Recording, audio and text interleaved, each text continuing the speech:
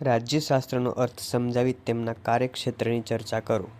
રાજ્યશાસ્ત્રની સરળ અને ટૂંકી વ્યાખ્યા આ રીતે આપવામાં આવે છે. રાજ્યશાસ્ત્ર એટલે રાજ્ય વિશે સમજ આપતું શાસ્ત્ર. બીજા શબ્દોમાં કહીએ તો રાજ્યની પ્રવૃત્તિઓ અને પ્રશ્નો સાથે સંબંધ ધરાવતું શાસ્ત્ર.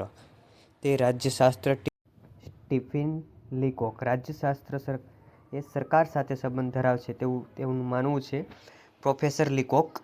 રાજ્યશાસ્ત્ર સરકાર સાથે સંકળાયેલું છે તેમ જણાવીને તેણે આ વ્યાખ્યામાં રાજ્યને નહીં પરંતુ સરકારના અભ્યાસને કેન્દ્રસ્થાન આપ્યું છે.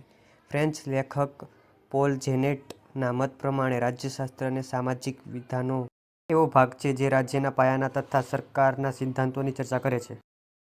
રાજ્યનું કાર્યક્ષેત્ર. રાજ્યશાસ્ત્રની વ્યાખ્યાઓનો અભ્યાસ કરતા જ આપણને ખ્યાલ આવે છે કે રાજ્યશાસ્ત્રનો અભ્યાસ કઈ કઈ બાબતોને આવરી લે છે. આ સંદર્ભમાં સામાન્ય રીતે આપણે આ પ્રમાણેની બાબતોનો મુખ્યત્વે કરીને આપણું ધ્યાન ખેંચે છે. પહેલું છે સૌ પ્રથમ તો રાજ્યશાસ્ત્રનો અભ્યાસ રાજકીય બાબતોને આવરે છે.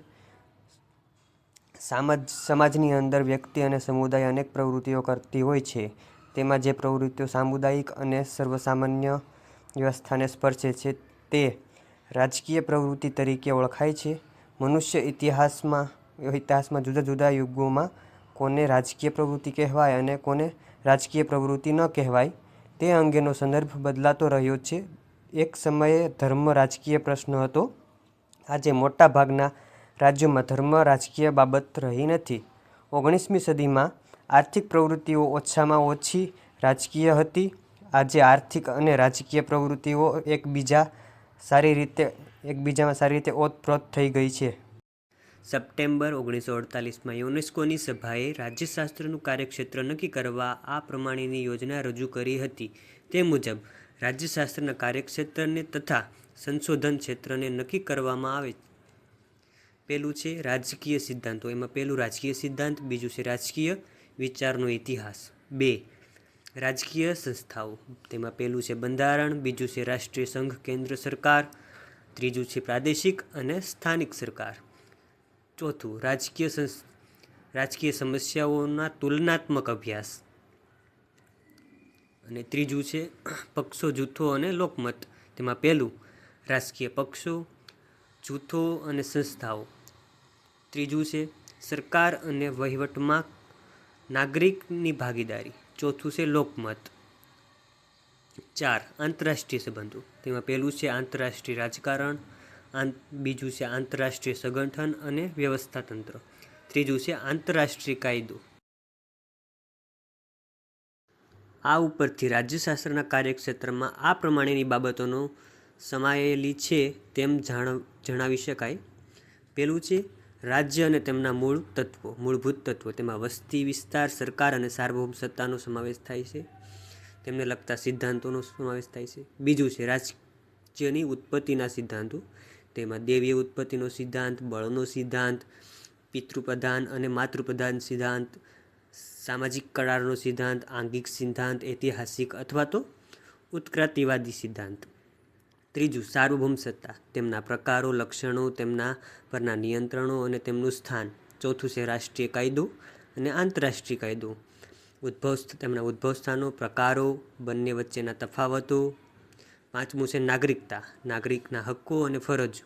છઠ્ઠું છે બંધારણ અને તેમના પ્રકારો, દસ્તાવેજી, બિનદસ્તાવેજી, સુપરિવર્તનશીલ અને દુષ્પરિવર્તનશીલ.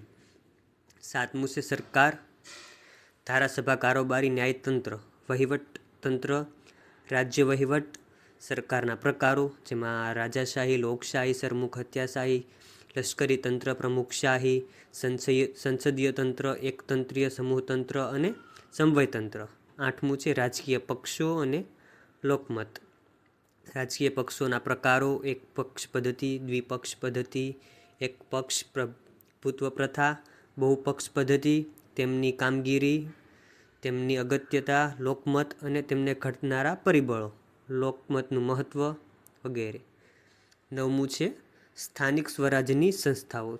તેમની રચના, કામગીરી, આવકના સાધનો, અગત્યતા, સંઘ સરકાર સાથેના તેમના સંબંધો, પંચાયતી રાજ વગેરે. 10મું રાજ્યના કાર્યો અને સિદ્ધાંતો.